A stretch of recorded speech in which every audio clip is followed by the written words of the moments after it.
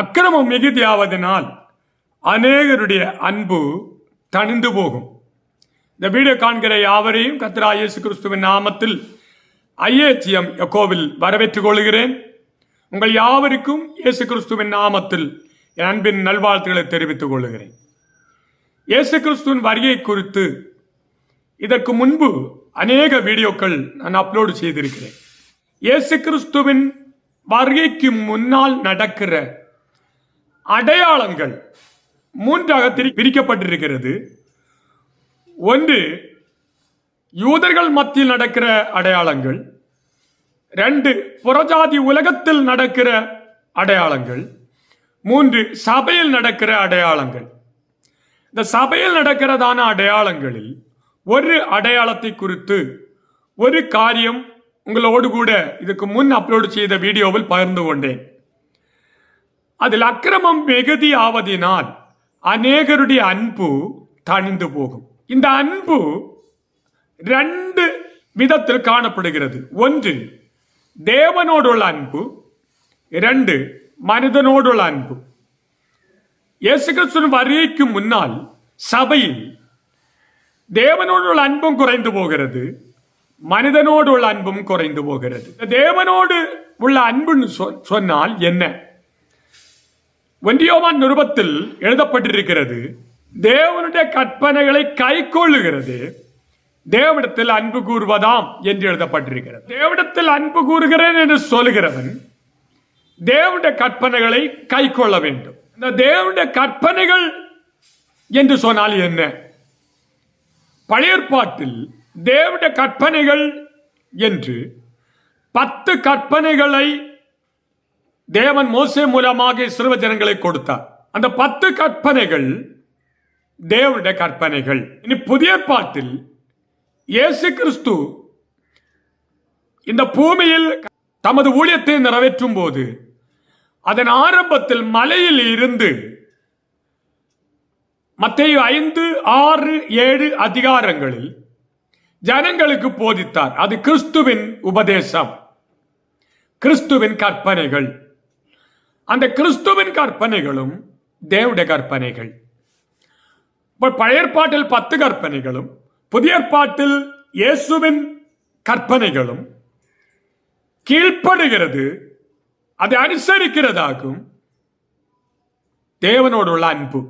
பழைய ஏற்பாட்டில் இந்த 10 கற்பனைகளில் புதிய ஏற்பாட்டில் உள்ள தேவ பிள்ளைகளும் அதற்கு கீழ்ப்படிய வேண்டும், அதை கை கொள்ள வேண்டும் என்பது தேவனுடைய நியமம், தேவனுடைய சட்டம்.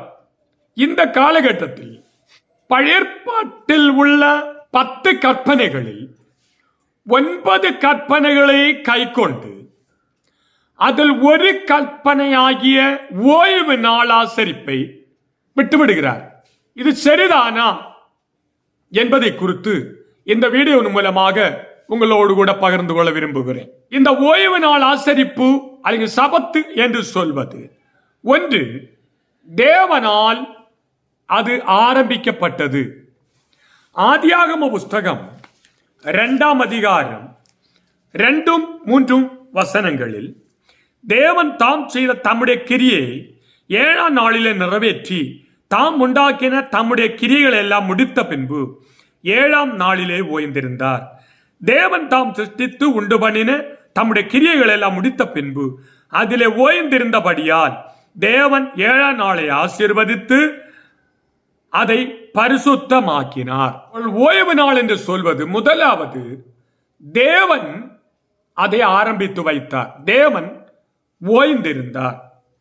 இந்த வசனங்களில் இந்த ஓய்வு நாளில் 3 பிரதான காரியங்களை தேவன் அதை செய்கிறார். 1, 6 நாட்கள் தேவன் ரீகிரியேஷன் சிருஷ்டித்த பிறகு 7ஆம் நாளில் தம்முடைய வேலைகளை எல்லாம் விட்டு அவர் ஓய்ந்திருந்தார். 1. 2வது, அதை அவர் பரிசுத்தமாக்கினார். 3வது, அந்த நாளை கர்த்தர் ஆசீர்வதித்தார். தேவனால் ஆரம்பிக்கப்பட்ட ஓய்வு நாள் மிகவும் முக்கியத்துவம் வாய்ந்த ஒன்று. 2வது, அந்த ஓய்வு நாளை மோசேயின் மூலமாக இஸ்ரவேல் ஜனங்கள் கைக்கொள்ளும்படியாக கர்த்தர் கட்டளையிட்டார். யாத்திராகமத்தின் புஸ்தகம் 20ஆம் அதிகாரம் 8 முதல் 11 வரை உள்ள வசனங்களில், ஓய்வு நாளை பரிசுத்தமாய் ஆசரிக்க நினைப்பாயாக. 6 நாளும் நீ வேலை செய்து உன் கிரியைகளை நடப்பிப்பாயாக. 7ஆம் நாளோ உன் தேவனாய் கர்த்தருடைய ஓய்வு நாள். அதில் நீ ஆனாலும் உன் குமாரன் ஆனாலும் உன் குமாரத்தி ஆனாலும் உன் வேலைக்காரனானாலும் உன் வேலைக்காரியானாலும் உன் மிருக ஜீவனானாலும் உன் வாசல்களில் இருக்கிற அந்நியனானாலும் யாதொரு வேலையும் செய்ய வேண்டாம். கர்த்தர் 6 நாளைக்குள்ளே வானத்தையும் பூமியையும் சமுத்திரத்தையும் அவைகளுள்ள எல்லாவற்றையும் உண்டாக்கி 7ஆம் நாளிலே ஓய்ந்திருந்தார். ஆகையால் கர்த்தர் ஓய்வு நாளை ஆசீர்வதித்து அதை பரிசுத்தமாக்கினார். தேவன் ஓய்வு நாளை ஆசரிக்கும்படி இஸ்ரவேல் ஜனங்களுக்கு மோசேயின் மூலமாக கட்டளையிட்டார். இனி 3வது, அந்த கட்டளையை தேவன் தாமே 2 கற்பலகைகளில் எழுதி இஸ்ரவேல் ஜனம் ஆசரிக்கும்படியாக தேவன் மோசேயின் மூலமாக கொடுத்தார். யாத்திராகம புஸ்தகம் 31ஆம் அதிகாரம் 18ஆம் வாக்கியம். சீனாய் மலையிலே அவர் மோசையோடு பேசி முடித்த பின் தேவனுடைய விரலினால் எழுதப்பட்ட கற்பலகைகளாகிய சாட்சியின் 2 பலகைகளை அவரிடத்தில் கொடுத்தார். இந்த 7ஆம் நாள் ஓய்வு நாள் என்று சொல்வது, 1, தேவன் அதை நியமித்து அதை பரிசுத்தப்படுத்தி அதை ஆசீர்வதித்தார். 2, இஸ்ரவேல் ஜனங்களுக்கு அதை ஆசரிக்கும்படியாக தேவன் கட்டளையிட்டார் மோசேயின் மூலமாக. 3, அதை இஸ்ரவேல் ஜனம் ஆசரிக்க வேண்டும் என்று தேவனே தம்முடைய கைப்படையாக விரல்களினால் கற்பலகைகளில் எழுதி மோசேயின் மூலமாக கர்த்தர் கட்டளை கொடுத்து அதை உறுதிப்படுத்தினார். 7ஆம் நாள் ஓய்வு நாள் அல்லாவிட்டு சபத்து என்று சொல்வது மிக முக்கியத்துவம் வாய்ந்த ஒன்றாயிருக்கிறது. ஓய்வு நாள் என்று சொல்வதை வேதாகமத்தில் 4 விதமாக பிரிக்கப்பட்டிருக்கிறது. 1, வாரந்தோறும் உள்ள ஓய்வு. யாத்திராகம புஸ்தகம் 20ஆம் அதிகாரம் 8 முதல் 11 வரை உள்ள வசனங்களிலும், இனி லேவியராகமம் 23ஆம் அதிகாரம் 3ஆம் வசனத்தில் 6 நாளும் வேலை செய்ய வேண்டும். 7ஆம் நாள் பரிசுத்த சபை கூடுதலான ஓய்வு நாள். அதில் ஒரு வேலையும் செய்ய வேண்டாம். அது உங்கள் வாசஸ்தலங்களில் எல்லாம் கர்த்தருக்கென்று ஓய்ந்திருக்கும் நாளாயிருப்பதாக. 2வது, வருடந்தோறும் உள்ள ஓய்வு நாள். லேவியராகமம் 23ஆம் அதிகாரம் 7ஆம் வசனம் 8ஆம் வசனம். 1ஆம் நாள் உங்களுக்கு பரிசுத்தமான சபை கூடுதல். அதில் சாதாரணமான யாதொரு வேலையும் செய்ய வேண்டாம். 7 நாளும் கர்த்தருக்கு தகன பலியிட வேண்டும். 7ஆம் நாள் பரிசுத்தமான சபை கூடுதல். அது சாதாரணமான யாதொரு வேலையும் செய்யலாகாது என்று சொல் என்றார். 2வது, வருடந்தோறும் உள்ள ஓய்வு நாள். இந்த வருடந்தோறும் உள்ள ஓய்வு நாள் என்று சொல்வது இஸ்ரவேல் ஜனங்கள் ஆசரிக்கும்படியாய் தேவன் 7 பண்டிகைகளை கொடுத்திருந்தார். அந்த 7 பண்டிகைகளில் 1வது பண்டிகை பஸ்கா பண்டிகை. 2வது பண்டிகை புளிப்பில்லாத அப்ப பண்டிகை. அப்ப இந்த பண்டிகை நாட்களில் இது வருடத்திற்கு ஒரு முறை நடக்கிற சம்பவம். இந்த வருடத்துக்கு ஒரு முறை நடக்கிறதான இந்த பண்டிகையில் வாரத்தின் கடைசி நாளாகிய ஓய்வு நாளையும் ஓய்வு நாளாக ஆசரிக்க வேண்டும். வாரத்தின் முதல் நாளாயிருக்கிற 8ஆம் நாளையும் ஓய்வு நாளாக ஆசரிக்க வேண்டும் என்று கர்த்தர் கட்டளை கொடுத்தார். இது வருடந்தோறும் உள்ள ஓய்வு நாள். இனி 3வது, 7வது வருட ஓய்வு நாள். லேவியராகமம் 25ஆம் அதிகாரம் 1 முதல் 5 வரை உள்ள வசனங்களில், கர்த்தர் சீனாய் மலையில் மோசேயை நோக்கி, நீ இஸ்ரவேல் புத்திரரோடு சொல்ல வேண்டியது என்னவென்றால், நான் உங்களுக்கு கொடுக்கும் தேசத்திலே நீங்கள் போய் சேர்ந்திருக்கும் போது தேசம் கர்த்தருக்கென்று ஓய்வு கொண்டாட வேண்டும். 6 வருஷம் உன் வயலை விதைத்து உன் திராட்சை தோட்டத்தை கிளை கழித்து அதன் பலனை சேர்ப்பாயாக.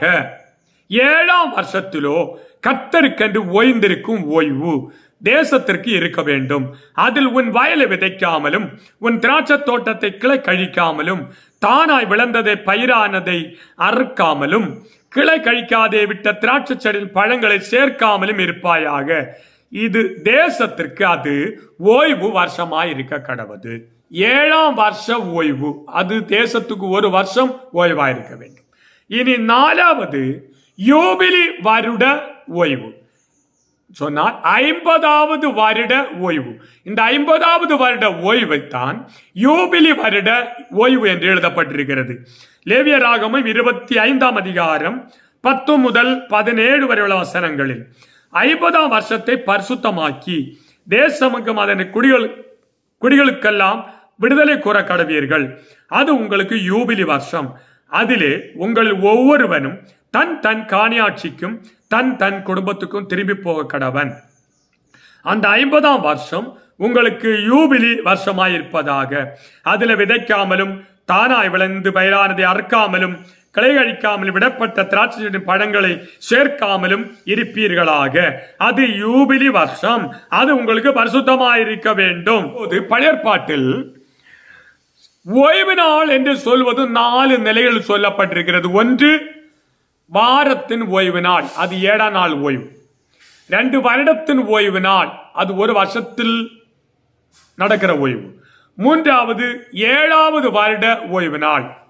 4வது 50வது வருட ஓய்வு நாள். ஓய்வு நாள் ஆசரிப்பு என்று சொல்வது புதிய ஏற்பாட்டில் அதை குறித்து என்ன சொல்லப்பட்டிருக்கிறது? புதிய ஏற்பாட்டிலும் ஓய்வு நாளை இயேசு கிறிஸ்து ஆசரித்தார். மார்க்கு எழுதின சுவிசேஷம் 2ஆம் அதிகாரம் 27ஆம் வசனத்தில், பின்பு அவர்களை நோக்கி, மனுஷன் ஓய்வு நாளுக்காக உண்டாக்கப்படவில்லை, ஓய்வு நாள் மனுஷனுக்காக உண்டாக்கப்பட்டது. ஆகையால் மனுஷகுமாரன் ஓய்வு நாளுக்கும் ஆண்டவராயிருக்கிறார். இயேசு கிறிஸ்து ஓய்வு நாள் மனிதனுக்காக உண்டாக்கப்பட்டது. மனுஷகுமாரன் இயேசு கிறிஸ்துவும் ஓய்வு நாளுக்கு ஆண்டவராயிருக்கிறார் என்று சொல்லி ஓய்வு நாளை கர்த்தர் பரிசுத்தமாக ஆசரிக்கிறார். நீ லூக்கா சுவிசேஷம் 4ஆம் அதிகாரம் 16-31 வசனங்கள். தாம் வளர்ந்த ஊராகிய நாசரேத்துக்கு அவர் வந்து தம்முடைய வழக்கத்தின்படியே ஓய்வு நாளில் ஜெபாலயத்தில் பிரவேசித்து வாசிக்க எழுந்து நின்றார். கீழே வசனங்களில் அதுக்கு விவரங்கள் சொல்லப்பட்டிருக்கிறது. இனி 31ஆம் வசனத்தில், பின்பு அவர் கலிலேயாவில் உள்ள கப்பர்னூம் பட்டணத்திற்கு வந்து ஓய்வு நாட்களில் ஜனங்களுக்கு போதகம் பண்ணினார். இப்ப இயேசு கிறிஸ்து ஓய்வு நாளை ஆசரித்து ஓய்வு நாளில் தேவாலயத்தில் சென்று அவர் போதகம் பண்ணினார் என்று வேதத்தில் சொல்லப்பட்டிருக்கிறது.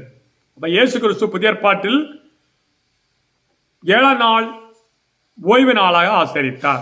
இனி 2 அப்போஸ்தலர்களும் ஓய்வு நாட்களை பரிசுத்த நாட்களாக ஆசரித்தார்கள். அப்போஸ்தலர் நடபடிகளின் புஸ்தகம் 13ஆம் அதிகாரம் 14ஆம் வசனம், 42ஆம் வசனம், 44ஆம் வசனம். அவர்கள் பிறகு பட்டணத்தை விட்டு புறப்பட்டு பிசீதியா நாட்டில் உள்ள அந்தியோக்கியாவுக்கு வந்து ஓய்வு நாளிலே ஜெபாலயத்தில் பிரவேசித்து உட்கார்ந்தார்கள். நியாயப்பிரமாணம் தீர்க்கதரிசன ஆகவும் வாசித்து முடித்த பின்பு, சகோதரரே, நீங்கள் ஜனங்களுக்கு புத்தி சொல்ல விரும்பினால் சொல்லுங்கள் என்று சொல்லும்படி ஜெபாலய தலைவர்கள் அவரிடத்தில் ஆள் அனுப்பினார்கள். அப்பொழுது பவுல் எழுந்திருந்து கையமர்த்தி, இஸ்ரவேலரே, தேவனுக்கு பயந்து நடக்கிற சகல ஜனங்களே கேளுங்கள் என்று சொல்லி பவுல் அந்தியோக்கியாவில் சென்று ஓய்வு நாளில் ஜெபாலயத்தில் பிரசங்கித்தார். 42ஆம் வசனத்தில், அவர்கள் யூதட ஜெபாலயத்துக்கு புறப்படுகையில் அடுத்த ஓய்வு நாளிலே அந்த வசனங்களை தங்களுக்கு சொல்ல வேண்டும் என்று புறஜாதியார்கள் வேண்டிக் கொண்டார்கள். ஜெபாலயத்தில் கூடின சபை கலைந்து போன பின்பு பவுலும் ஜெபாலயத்தில் சென்று ஓய்வு நாளை ஆசரித்தார். 44ஆம் வசனத்தில், அடுத்த ஓய்வு நாளிலே கொஞ்சம் குறைய பட்டணத்தார் அனைவரும் தேவவசனத்தை கேட்கும்படி கூடி வந்தார்கள். அப்ப இந்த வசனங்கள் மட்டுமல்ல, 15ஆம் அதிகாரம் 21ஆம் வசனம், 16ஆம் அதிகாரம் 13ஆம் வசனம், 17ஆம் அதிகாரம் 2ஆம் வசனம், 18ஆம் வசனம், 18ஆம் அதிகாரம் 4ஆம் வசனம், 19ஆம் வசனம், இந்த வசனங்களில் எல்லாம் அப்போஸ்தலர்களும் ஓய்வு நாளை ஆசரித்தார்கள். புதிய ஏற்பாட்டில் 84 இடங்களில் ஓய்வு நாள் ஆசரிப்பை குறித்து சொல்லப்பட்டிருக்கிறது. இந்த 84 இடங்களில் ஓய்வு நாள் ஆசரிப்பு என்று சொல்வது இயேசு கிறிஸ்து மரித்து அடக்கப்பட்டு உயிர்த்தெழுந்து பரமேறினதுக்கு பிறகு ஏகதேசம் 14 வருஷங்களுக்கு பிறகு அப்போஸ்தலர்கள் ஏகதேசம் 84 ஓய்வு நாட்களை அவர்கள் ஆசரித்தார்கள் என்று எழுதப்பட்டிருக்கிறது. அதில் 2 ஓய்வு நாட்களை அந்தியோக்கியாவில் ஆசரித்தார்கள். அப்போஸ்தலர் நடபடிகளின் புஸ்தகம் 13ஆம் அதிகாரம் 14ஆம் வசனம், 42ஆம் வசனம், 44ஆம் வசனம். இனி பிலிப்பி பட்டணத்தில் சென்று ஒரு ஓய்வு நாள் ஆசரித்தார்கள். அப்போஸ்தலர் நடபடிகளின் புஸ்தகம் 16ஆம் அதிகாரம் 12, 13 வசனங்கள். இனி தெசலோனிக்கேயில் சென்று 3 ஓய்வு நாட்களை ஆசரித்தார்கள். அப்போஸ்தலர் நடபடிகளின் புஸ்தகம் 17ஆம் அதிகாரம் 1, 2 வசனங்கள். இனி கொரிந்துவில் வித்தியாசமான இடங்களில் 78 ஓய்வு நாட்களை ஆசரித்ததாக சொல்லப்பட்டிருக்கிறது. அப்போஸ்தலர் நடபடிகளின் புஸ்தகம் 18ஆம் அதிகாரம் 1ஆம் வசனம், 14ஆம் வசனம், 11ஆம் வசனம் மற்றும் பல வசனங்கள்.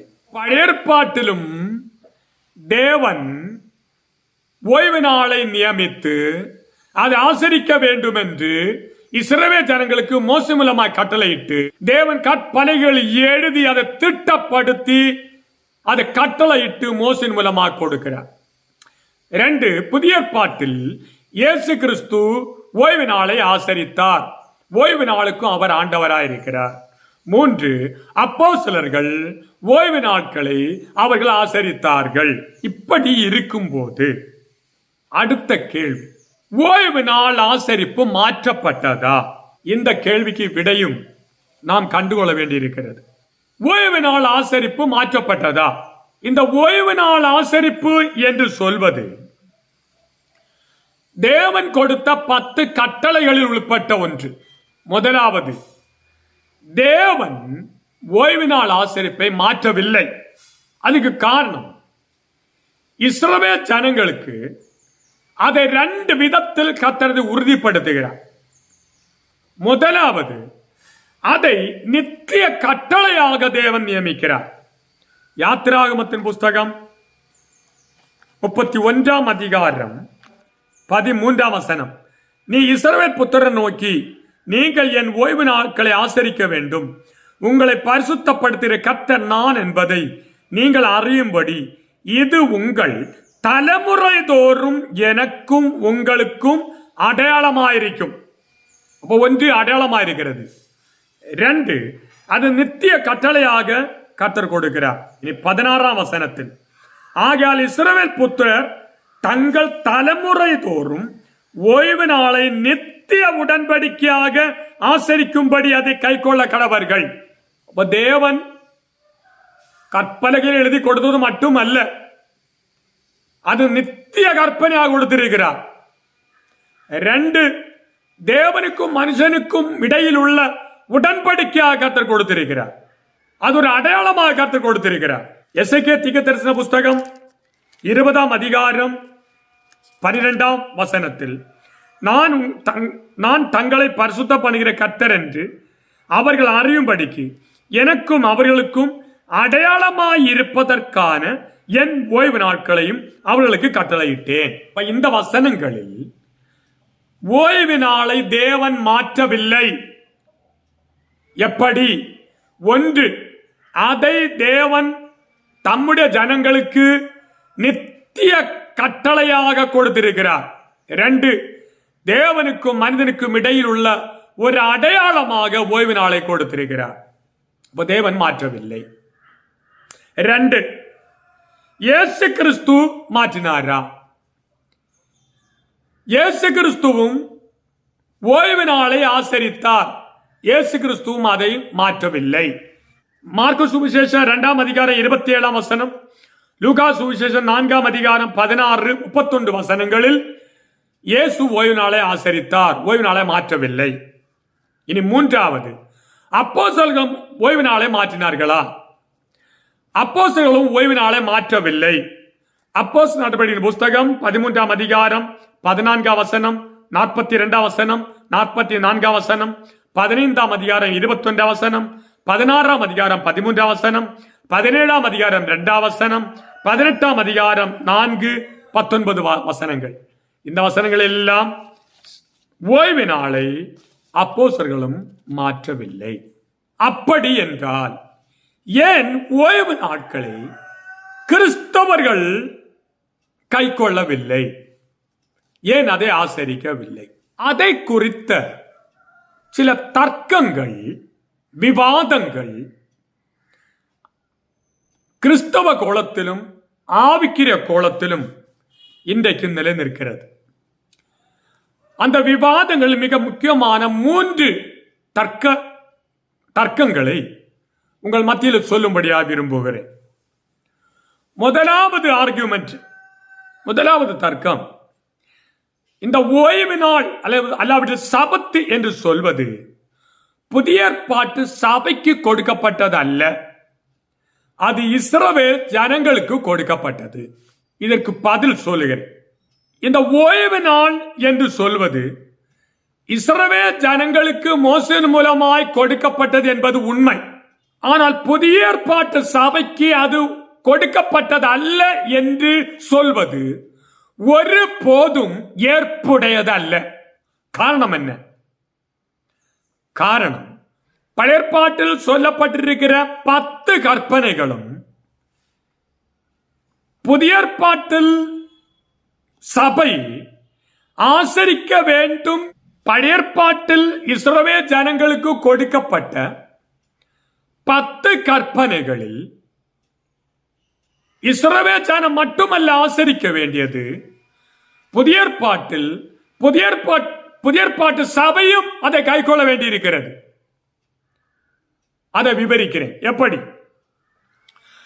பழைய ஏற்பாட்டில் உள்ள 10 கற்பனைகளும் இஸ்ரவேல் ஜனங்கள் கைக்கொள்கிறது போல புதிய ஏற்பாட்டிலும் 10 கற்பனைகளையும் கைக்கொள்ள வேண்டிய இடத்தில் ஒரு கற்பனையாகிய ஓய்வு நாளை ஆசரிப்பை மட்டும் விட்டு விடுகிறது நியாயமா? இதில் நாம் கவனிக்க வேண்டியது, இந்த 10 கற்பனைகளையும் 2ஆக பிரிக்கப்பட்டிருக்கிறது. 1 முதல் 4 வரை உள்ள கற்பனைகள் தேவனோடு உள்ள உத்தரவாதமும், 5 முதல் 10 வரை உள்ள கற்பனைகள் மனிதனோடு உள்ள உத்தரவாதவுமாகும். இந்த தேவனோடு உள்ள உத்தரவாதத்தில் 4வது கட்டளையாகும் ஓய்வு நாளை பரிசுத்தமாய் ஆசரிக்க நினைப்பாயாக என்று சொல்லப்பட்டிருக்கிறது. பழைய ஏற்பாட்டில் உள்ள இந்த 9 கற்பனைகளும் புதிய ஏற்பாட்டில் அவர்கள் கீழ்ப்படுகிறார்கள், அதை கை கொள்ளுகிறார்கள். அந்த 9 கற்பனைகளை கை கொண்டு ஒரு கற்பனையாகிய ஓய்வு நாளை ஆசரிப்பாயாக என்ற கட்டளையை விட்டு விடுகிறது நியாயமா என்று சொன்னால், புதிய ஏற்பாட்டில் தேவ பிள்ளைகள் தேவனை இல்லாமல் வேற ஆராதிக்கவில்லை, சிலைகளை ஆராதிக்கவில்லை, தேவனுடைய நாமத்தை வீணாய் எடுக்கவில்லை, அதெல்லாம் ஆசரிக்கிறார்கள். பெற்றோர் கீழ்ப்படிவாயாக, கொலை செய்யாதிருப்பாயாக, விபச்சாரம் செய்யாதிருப்பாயாக, களவு செய்யாதிருப்பாயாக, பொய் சாட்சி சொல்லாதிருப்பாயாக, பிறனுக்குள்ள யாதொன்றையும் இச்சையாதிருப்பாயாக, இந்த பிரமாணங்கள் எல்லாம் புதிய ஏற்பாட்டில் கை கொள்ளும் போது அந்த 10 உள்ள ஒரு கற்பனையாகிய ஓய்வு நாளை பரிசுத்தமாய் ஆசரிக்க நினைப்பாயாக என்று சொல்லுகிற அந்த ஒரு கட்டளையை மட்டும் விட்டு விடுகிறது. தேவனுடைய பார்வையிலும் தேவ கட்டளையின் பார்வையிலும் மனிதனுடைய பார்வையிலும் நியாயமாயிருக்குமோ? நியாயமாயிருக்காது. காரணம், அது தேவன் கட்டளையிட்டது. வேறொரு காரியோட சொல்லுகிறேன்.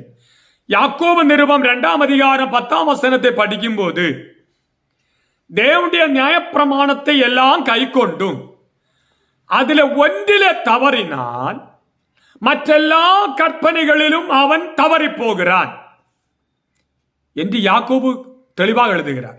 இப்போ 10 கற்பனைகளில் 9 கற்பனைகளையும் கை கொண்டு ஓய்வு நாள் ஆசரிப்பாக என்று சொல்லுகிற ஒரு கற்பனை மட்டும் விட்டுவிட்டால் மற்ற 9 கற்பனைகளை அவன் கை கொள்ளவில்லை என்று வேதம் சொல்லுகிறது.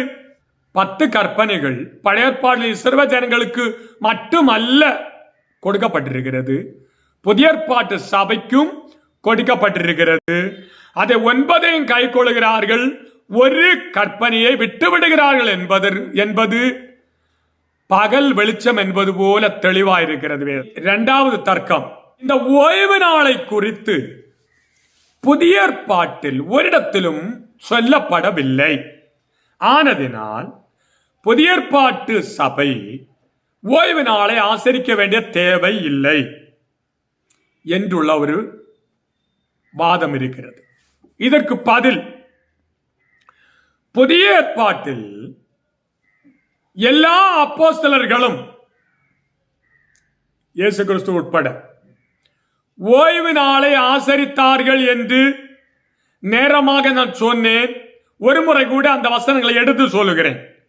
அப்போஸ்தலர் 13-14 வசனம், 42-44 வசனங்கள், 15ஆம் அதிகாரம் 21, 16ஆம் அதிகாரம் 13, 17ஆம் அதிகாரம் 2ஆம் வசனம், 18ஆம் அதிகாரம் 4ஆம் வசனம், 19ஆம் வசனம்.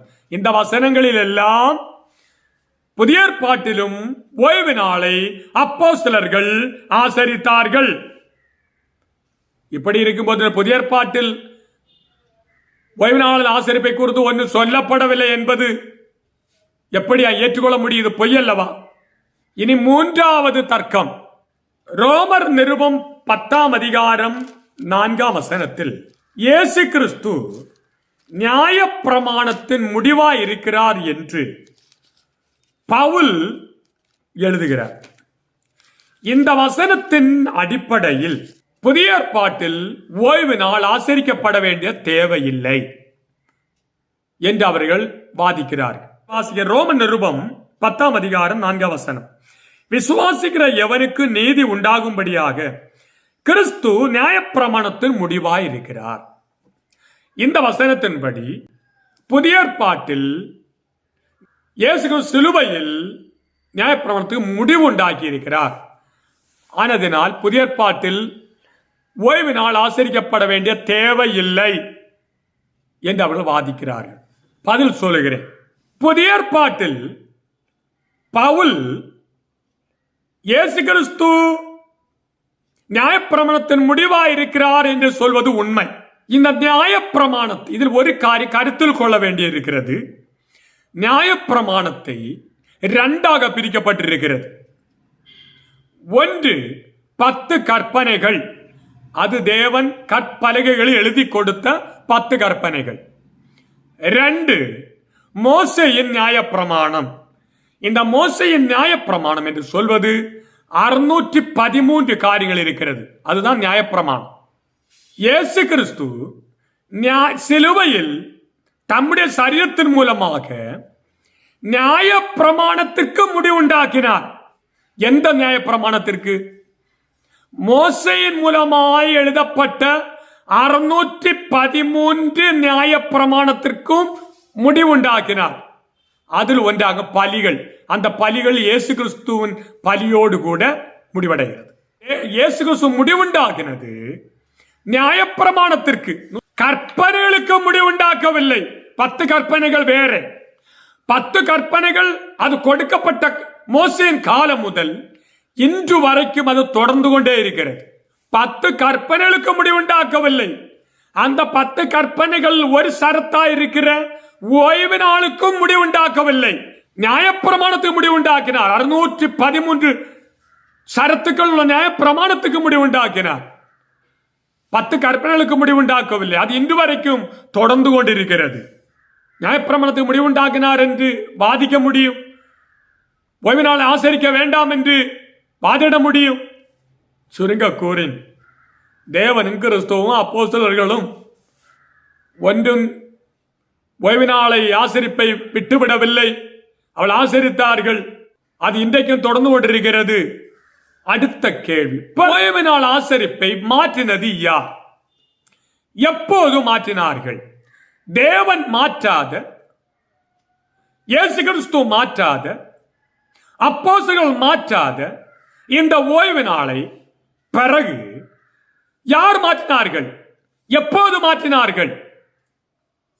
இந்த கேள்விக்கும் விடை கண்டுபிடிக்க வேண்டியிருக்கிறது. அது வேதாகமத்தில் குறிப்பிடப்படவில்லை. அது சரித்திரத்தில் எழுதப்பட்டிருக்கிறது. சரித்திர ரேகைகள் அதற்கு ஆதாரமாக இருக்கிறது. இந்த ஓய்வு நாள் ஆசரிப்பு மாற்றப்பட்டு ஞாயிற்றுக்கிழமை ஆராதனைக்கு நேராக மாற்றப்பட்டது யாரால், எப்போது என்பதற்கு ஒரு 6 ஆதாரங்களை உங்கள் மத்தியில் வைக்கும்படியா விரும்புகிறேன். முதலாவது, எசூபியஸ் என்றதான ஒரு சபை பிதா. இவர் AD 314 செசரியா என்று சொல்லுகிற சபையில் பிஷப்பாக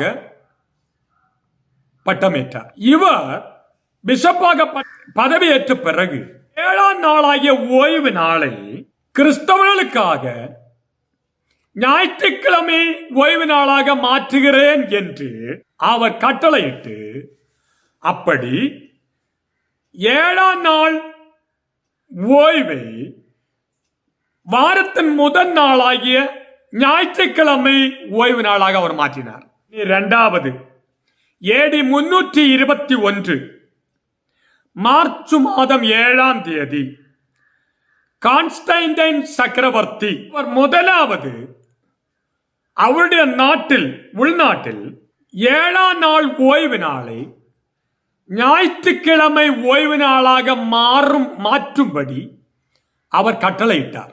எல்லா கிறிஸ்தவர்களும் 7ஆம் நாள் ஓய்வு நாளை ஆசரிக்காமல் வாரத்தின் முதல் நாளாகிய ஞாயிற்றுக்கிழமை ஓய்வு நாளாக ஆசரிக்க வேண்டும் என்று சொல்லி எல்லா கிறிஸ்தவர்களையும் கட்டாயப்படுத்தினார். மூன்றாவது, AD 325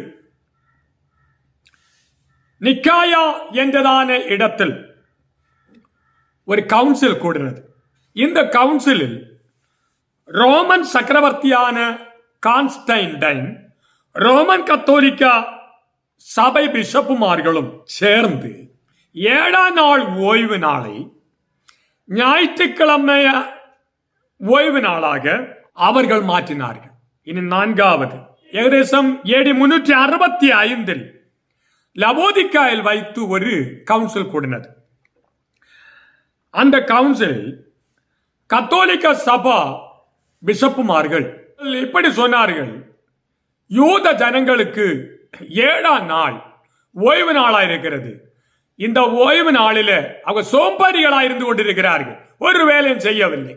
ஆனதினால் இந்த 7ஆம் நாள் ஓய்வு நாள் என்பதை மாற்றி அன்றைக்கு வேலை நாளாக்க வேண்டும். அதற்கு பதிலாக வாரத்தின் முதல் நாளாகிய ஞாயிற்றுக்கிழமை ஓய்வு நாளாக ஆசரிக்க வேண்டும் என்று சொல்லி அவர்கள் கட்டளைகளை புறப்படுவித்தார்கள். ஆனால் அதே காலகட்டத்தில் இதை அநேக கிறிஸ்தவ பிரிவினர் அதை அப்படியே ஏற்றுக்கொண்டார்கள்.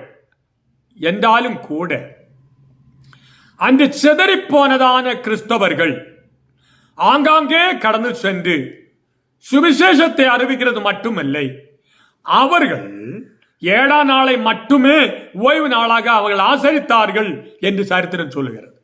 மற்றுள்ள எல்லாவரும் வாரத்தின் முதல் நாளாக ஞாயிற்றுக்கிழமை ஓய்வு நாளாக ஆசரித்தார்கள். ஐந்தாவது காரியம், ஏகதேசம் AD 600 காலகட்டங்களில் அகஸ்டின் என்று சொல்லப்படுகிற ஒரு சபை பிதா, இவர் கத்தோலிக்க ஒரு தியாலஜியன்ஸ், கத்தோலிக்க சபையில் உள்ள டாக்டரேட் பட்டம் பெற்ற பிஷப்புமார்கள் எல்லாவரும் சேர்ந்து நாங்கள் ஒரு கட்டளை புறப்படுவிக்கிறோம்.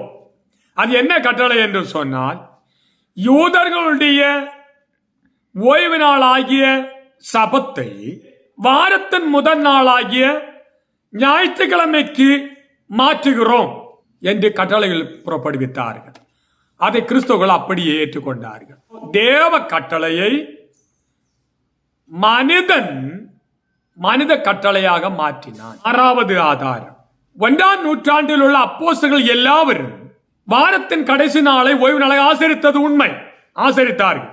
அதன் பிறகு 2ஆம் நூற்றாண்டில் இக்னாட்டியஸ், ஜஸ்டின் மார்டையர், ஐரேனியஸ், அலெக்சாண்டிரியாக்காரனாகிய கிளமந்து, இவங்க எல்லாவரும் சேர்ந்து 7ஆம் நாள் ஓய்வு நாளை வாரத்தின் முதல் நாள் ஞாயிற்றுக்கிழமை ஓய்வு நாளாக மாற்றினார்கள். 3ஆம் நூற்றாண்டிலும் தெர்த்துல்லியன் என்ற சபை பிதா அவரும் 7ஆம் நாள் ஓய்வு நாளை விட்டுவிட்டு வாரத்தின் முதல் நாள் ஞாயிற்றுக்கிழமை ஓய்வு நாளை அவர் ஆசரித்தார். இப்படி தேவனால் கொடுக்கப்பட்ட, இயேசுவினால் அங்கீகரிக்கப்பட்ட, அப்போஸ்தலர்களால் கைக்கொள்ளப்பட்ட 7ஆம் நாள் ஓய்வு நாள் ஆசரிப்பை இந்த 6 சாட்சிகளின்படி மனிதன் 7ஆம் நாளில் இருந்து வாரத்தின் முதல் நாளாகிய ஞாயிற்றுக்கிழமை ஓய்வு நாளாக மாற்றினார்கள். இப்போது கிறிஸ்தவர்கள் ஆசரித்துக் கொண்டிருக்கிறது தேவன் கட்டளையிட்ட ஓய்வு நாளை அல்ல, மாறாக மனுஷன் கட்டளையிட்ட ஓய்வு நாளே ஆகும். தேவன் கட்டளையிட்ட ஓய்வு நாள் 7ஆம் நாள், மனிதன் கட்டளையிட்ட ஓய்வு நாள் ஞாயிற்றுக்கிழமையாக முதல் நாள். இது எப்படி நியாயமாகும்? இது தேவனுக்கு விரோதம் அல்லவா? இயேசு கிறிஸ்துவின் வசனத்துக்கு விரோதம் அல்லவா? அப்போஸ்தலருடைய உபதேசத்திற்கு விரோதம் அல்லவா? தேவனால் நியமிக்கப்பட்ட ஓய்வு நாளை மனிதன் நியமித்த ஓய்வு நாளை மாற்றுகிறது. அது எவ்வளவு பாவம்! இப்போது சிந்தியுங்கள். தேவனுக்கு கீழ்ப்படிய வேண்டுமா, மனிதனுக்கு கீழ்ப்படிய வேண்டுமா? அப்போஸ்தலரிடத்தில் கேட்டால் அவர்கள் சொல்வார்கள், தேவனுக்கு கீழ்ப்படுவதை பார்க்கிலும் மனிதனுக்கு கீழ்ப்படுகிறது நியாயமாயிருக்குமோ என்றுதான் கேட்பார்கள். இனி அடுத்த காரியம், ஓய்வு நாள் ஆசரிப்பு எப்படி இருக்க வேண்டும்? வேதாகம் அடிப்படையில் உங்களோடு கூட சொல்ல விரும்புகிறேன். 1, ஓய்வு நாள் ஆசரிப்பில் அந்த ஓய்வு நாளில் ஒரு வேலையும் செய்யக்கூடாது. யாத்திராகமத்தின் புஸ்தகம் 20ஆம் அதிகாரம் 8 முதல் 11 வரை உள்ள வசனங்கள். ஓய்வு நாளை பரிசுத்தமாய் ஆசரிக்க நினைப்பாயாக. 6 நாளும் நீ வேலை செய்து உன் கிரியைகளை நடப்பிப்பாயாக. 7ஆம் நாளோ உன் தேவனாய் கர்த்தருடைய ஓய்வு நாள். அதில் நீ ஆனாலும், உன் குமாரன் ஆனாலும், உன் குமாரத்தி ஆனாலும், உன் வேலைக்காரன் ஆனாலும், உன் வேலைக்காரி ஆனாலும், உன் மிருகஜீவன் ஆனாலும், உன் வாசல்களில் இருக்கிற அந்நியன் ஆனாலும் யாதொரு வேலையும் செய்ய வேண்டாம். கர்த்தர் 6 நாளைக்குள்ளே வானத்தையும் பூமியும் சமுத்திரத்தையும் அவைகளுடைய எல்லாவற்றையும் உண்டாக்கி 7ஆம் நாளிலே ஓய்ந்திருந்தார். ஆகையால் கர்த்தர் ஓய்வு நாளை ஆசீர்வதித்து அதை பரிசுத்தமாக்கினார். முதலாவது, ஓய்வு நாளில் ஒரு வேலையும் செய்யக்கூடாது. யாரெல்லாம் செய்யக்கூடாது? நீ ஆனாலும் செய்யக்கூடாது, உன் குமாரன் ஆனாலும், குமாரத்திகள் ஆனாலும், உன் வேலைக்காரன் ஆனாலும், உன் வேலைக்காரி ஆனாலும், வாசல்கள் இருக்கிற அந்நியனாயிருந்தாலும், சுருங்க கூறின் வீட்டில் உள்ள மிருகங்கள் வரைக்கும் ஒரு வேலை செய்யக்கூடாது. இன்றைக்கு நடக்கிறதா? இல்லை. காலை 8 முதல் 1 மணி வரையோ, അല്ലെങ്കിൽ 9 முதல் 1 மணி வரையோ, அல்லவிட்டால் 10 முதல் 1 மணி வரை, அல்லது 2 மணி வரையோ தேவாலயத்துக்கு போகிறார்கள், ஆராதிக்கிறார்கள். வீட்டில் திரும்பி வந்தாயிட்டுன்னு சொன்னால் பின்னே அவங்க சொந்த வேலைகளை எல்லாம் அவங்களும் செய்கிறார்கள், பிள்ளைகள் செய்கிறார்கள், ஆடு மாடுகள் செய்கிறது, வேலைக்காரர்கள் இருந்தால் வேலைக்காரர்களை விட்டு வேலை வாங்குகிறார்கள். இதெல்லாம் வசனத்துக்கு உட்பட்டது அல்ல. இது தேவ நீதி அல்ல. ஓய்வு நாளில் ஒருவரும், மிருகங்கள் கூட ஒரு வேலை செய்யக்கூடாது. அன்றைக்கு வீட்டில் வேலைக்காரர் உண்டானால் அவர்களுக்கு கூட ஓய்வு கொடுக்க வேண்டும். அவர்களை விட்டு ஒரு வேலை செய்யக்கூடாது. 2வது, வீட்டில் தீ கூட எரிய வைக்கக்கூடாது. யாத்திராகமத்தின் புஸ்தகம் 35ஆம் அதிகாரம் 1 முதல் 3 வரை வசனங்கள். மோசே இஸ்ரவேல் புத்திரராய சபையர் எல்லாவரையும் கூடி வரச் செய்து அவர்களை நோக்கி, நீங்கள் 6 நாள் வேலை செய்ய வேண்டும், 7ஆம் நாளோ உங்களுக்கு பரிசுத்த நாளாக இருப்பதாக. அது கர்த்தருக்கென்று ஓய்ந்திருக்கும் ஓய்வு நாள். அதில் வேலை செய்கிற எவனும் கொலை செய்யப்பட கடவன். ஓய்வு நாள் உங்கள் வாசஸ்தலங்கள் எங்கும் நெருப்பு மூட்டாதிருப்பீர்களாக என்றும் இவ்வார்த்தைகளை கை கொள்ளும்படி கர்த்தர் கட்டளையிட்டார் என்றார். வீடுகளில் நெருப்பு கொளுத்தக்கூடாது, நெருப்பு மூட்டக்கூடாது, ஆகாரம் பாகம் செய்யக்கூடாது. இன்றைக்கு என்ன நடக்கிறது? விடிந்து விட்டால் காலையில் எழும்பி தீயெல்லாம் மூட்டி வேக வைக்க வேண்டிய எல்லாம் காரியத்தை வேக வைத்து கொண்டு பாளையத்துக்கு போய் மறுபடி கடந்து வந்து வேலையும் செய்து வீட்டில் மறுபடி சாயங்காலத்துக்கும் இரவுக்கும் உள்ள ஆகாரங்களுக்காக தீ மூட்டி என்ன கோலாகலம். ஓய்வு நாளில் வீட்டில் தீ கூட மூட்டக்கூடாது. இது பிரமாணமாகும். இனி 3வது, அன்றைக்கு சுமை சுமக்க கூடாது, சுமை கொண்டு வரக்கூடாது. ஒரு விதத்தில் சொன்ன அன்றைக்கு வியாபாரமே நடக்கக்கூடாது. எரேமியாவின் புஸ்தகம் 17ஆம் அதிகாரம் 22ஆம் வசனம், 24ஆம் வசனம், 27ஆம் வசனம்.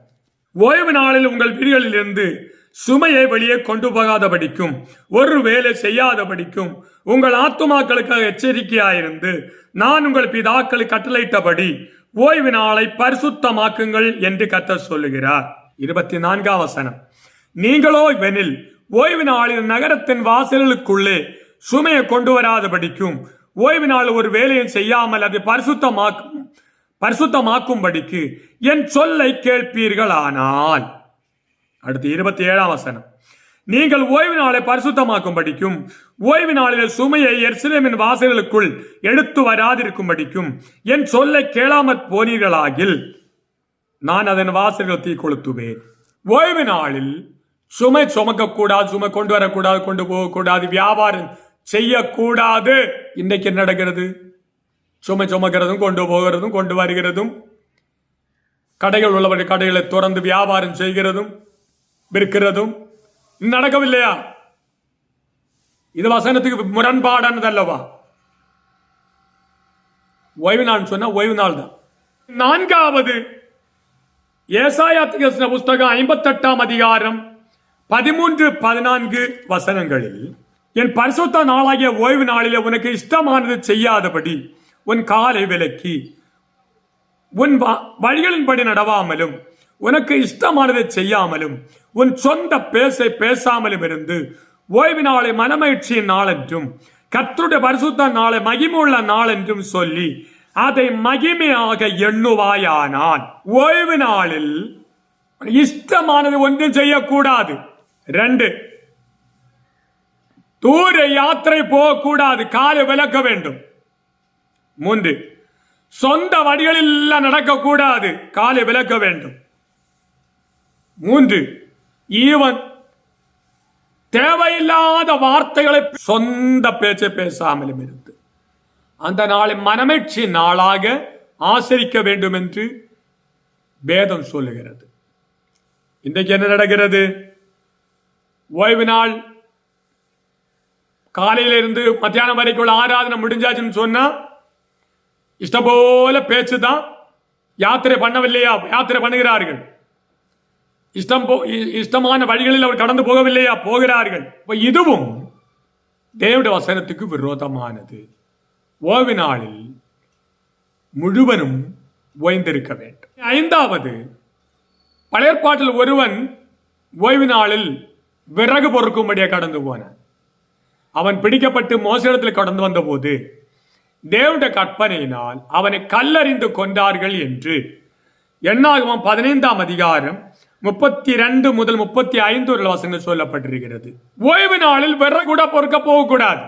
ஓய்வு நாளில் ஒரு வேலை செய்யக்கூடாது. நீயோ மகனோ மகளோ மனைவியோ வேலைக்காரனோ வேலைக்காரியோ ஆடு மாடுகளோ ஒன்றும் ஒரு வேலை செய்யக்கூடாது. 2 வீடுகளில் தீ மூட்டக்கூடாது. 3, சுமை சுமக்க கூடாது, வியாபாரம் கூடாது. 4, தூர யாத்திரை போகக்கூடாது, காலை அடக்கி வைக்க வேண்டும். மனம் போல போக்கில் போகக்கூடாது. மனம் போற போக்கில் பேசக்கூடாது, சொந்த காரியங்களை செய்யக்கூடாது. 5 விறகு பறக்கக்கூடாது. சுருங்கக்கூறின் அந்த நாளை பரிசுத்த நாளாக ஆசரித்து ஓய்ந்திருக்க வேண்டும் என்று வேதம் சொல்லுகிறது. இந்த வாரத்தின் ஓய்வு நாள் ஆசரிக்கிறதான கை கொள்கிறதான தெய்வ மக்களுக்கு வேற 3 ஓய்வு நாள் கூட இருக்கிறது. ஒன்று வருடத்தில் உள்ள ஓய்வு நாள். லேவியராகமம் 23ஆம் அதிகாரம் 7-8 வசனத்தில் பண்டிகைகள் ஆசரிக்கும் போது வாரத்தில் 7ஆம் நாளும் ஓய்வு நாள், அதுபோல வாரத்தின் முதல் நாளும் ஓய்வு நாள். பண்டிகைகள் என்று சொல்வது இஸ்ரவேல் ஜனங்களுக்கு ஒரு வருடத்தில் 3 முறை 7 பணி கொடுக்கப்பட்டிருக்கிறது. அதில் முதலாவது பண்டிகை பஸ்கா பண்டிகை, 2வது பண்டிகை புளிப்பில்லாத அப்பத்தின் பண்டிகை. இந்த 2 பண்டிகைகளிலும் வாரத்தின் கடைசி நாளும் ஓய்வு நாள், வாரத்தின் முதல் நாளும் ஓய்வு நாள். இந்த ஓய்வு பஸ்கா பண்டிகை இயேசு கிறிஸ்துவின் சிலுவையோடு கூட இயேசுவே பஸ்கா பலியிடப்பட்டபடியினால் அது நிறைவேற்றப்பட்டது. ஆனதினால் வருடத்தில் ஒரு முறை உள்ள இந்த ஓய்வு ஆசரிக்க வேண்டிய தேவையில்லை. காரணம் புதிய பாடல் பண்டிகைகள் இல்லை, கிறிஸ்துவில் நிறைவேறியாயிற்று. 2வது 7ஆம் வருடம் ஓய்வு நாள்.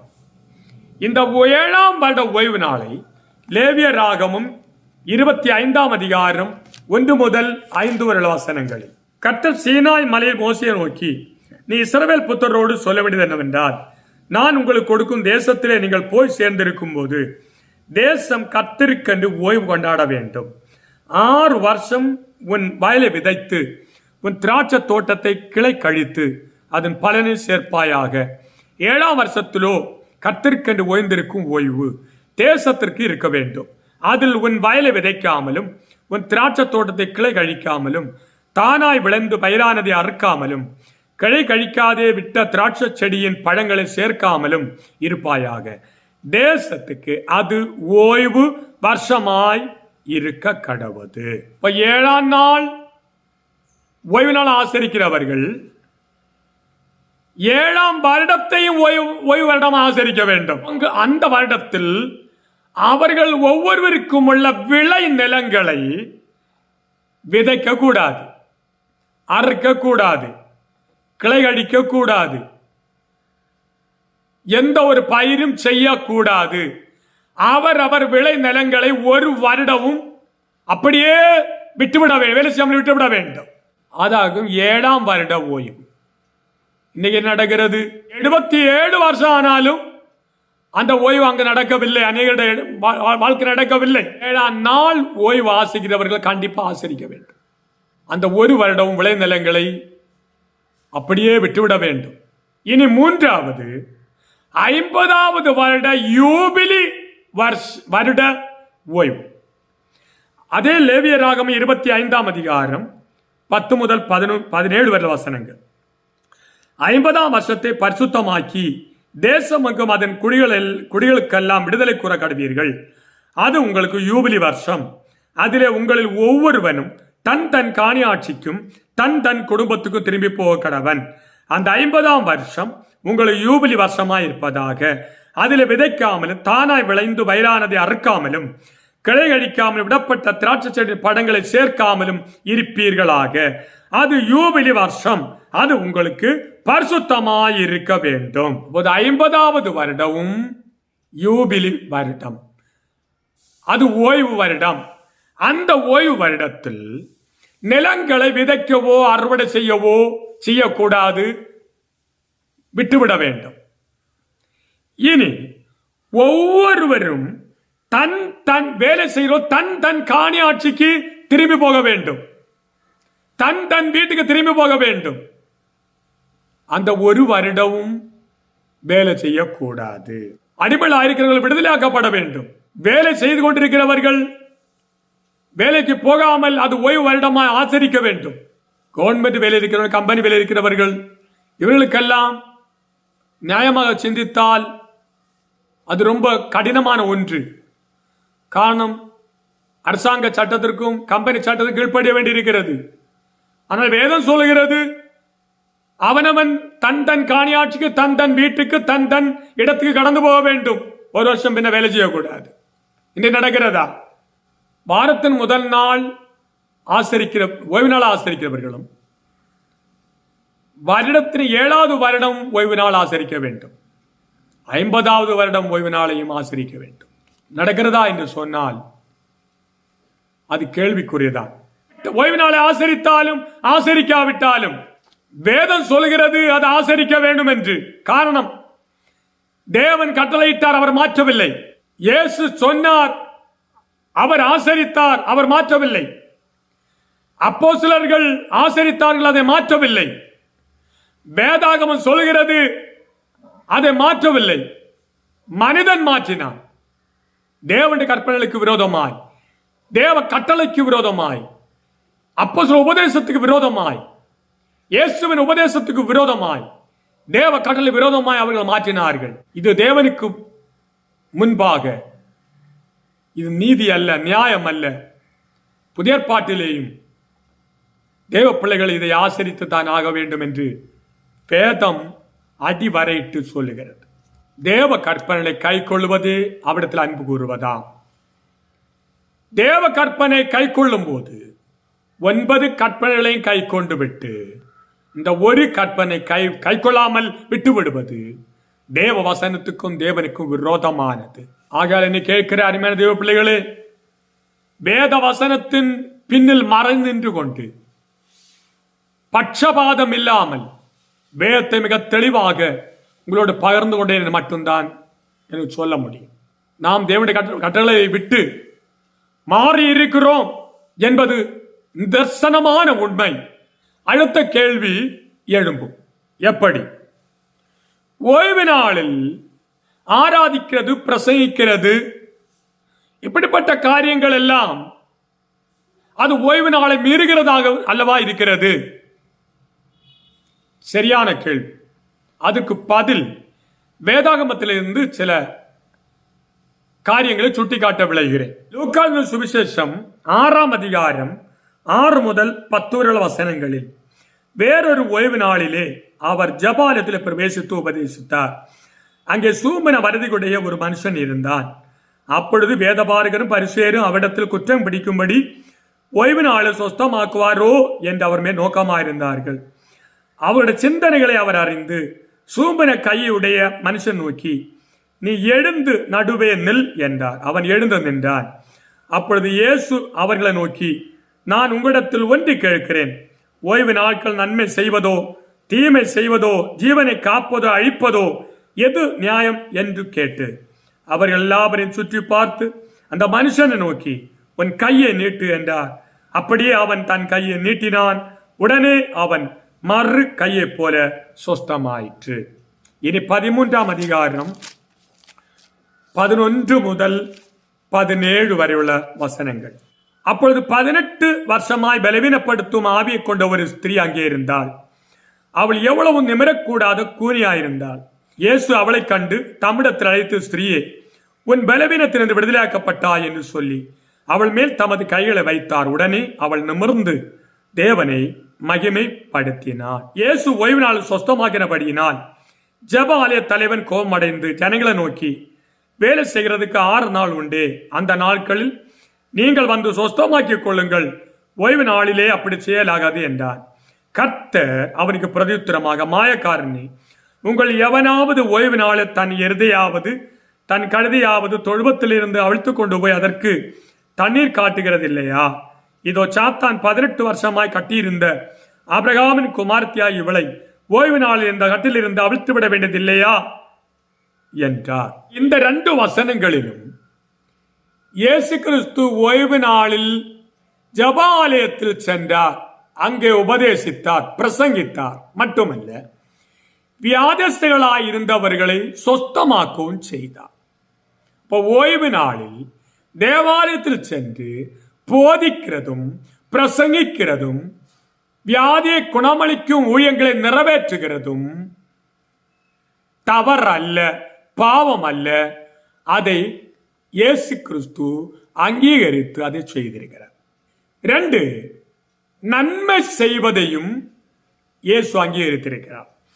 மத்தேயு சுவிசேஷம் 12ஆம் அதிகாரம் 12ஆம் வசனம். ஆட்டை பார்க்கிலும் மனுஷன் எவ்வளவு விசேஷித்திருக்கிறான், ஆதலால் ஓய்வு நாளிலே நன்மை செய்வது நியாயம்தான் என்றார். ஓய்வு நாளில் நன்மை செய்வது இயேசு கிறிஸ்து அங்கீகரித்திருக்கிறார். அது ஓய்வு நாள் மீறுதல் அல்ல. 3வது, மத்தேயு சுவிசேஷம் 12ஆம் அதிகாரம் 5ஆம் வசனத்தை படிக்கும் போது, அன்றைய ஓய்வு நாட்களில் ஆசாரிகள் தேவாலயத்தில் ஓய்ந்திராமல் ஓய்வு நாளை வேலை நாளாக்கினாலும் குற்றம் இல்லாதிருக்கிறார்கள் என்று நீங்கள் வேதத்தில் வாசிக்கவில்லையா? தேவாலயத்தில் பெரியவர் இங்கே இருக்கிறார் என்று உங்களுக்கு சொல்லுகிறேன். மனுஷகுமாரன் ஓய்வு நாளுக்கும் ஆண்டவராயிருக்கிறார் என்றார். பழைய ஏற்பாட்டில் ஆசரிப்பு கூடாரத்திலும் தேவாலயத்திலும் ஆசாரியர்கள் ஊழியம் செய்வது, ஊழியங்களை நிறைவேற்றுகிறதும் ஓய்வு நாள் மீறுதல் அல்ல. அது தேவன் அங்கீகரித்திருக்கிறார். இயேசுவும் அதை அங்கீகரித்து அதை ஒத்துக்கொண்டிருக்கிறார். இனி கடைசியாக அப்போஸ்தலர்களும் புதிய ஏற்பாட்டில் ஓய்வு நாளில் தேவாலயங்களில் சென்று ஜெபாலயங்களில் சென்று அவர்கள் உபதேசம் பண்ணி பிரசங்கம் பண்ணி அவர்கள் அற்புத அடையாளங்களை செய்திருக்கிறார்கள்.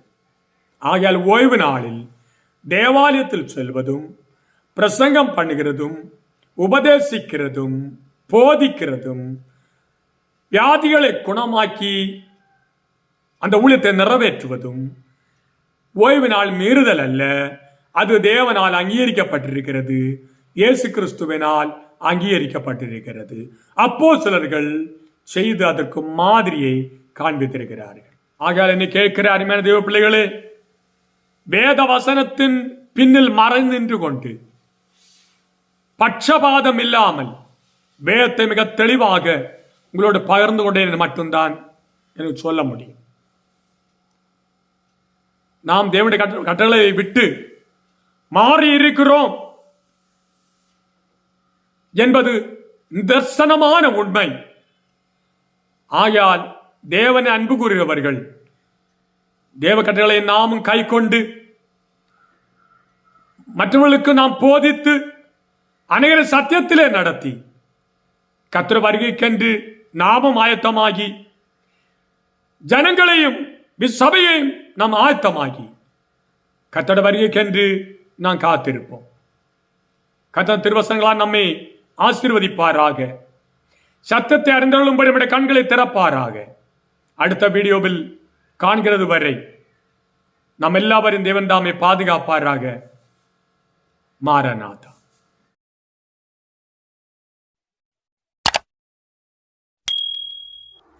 May God bless you.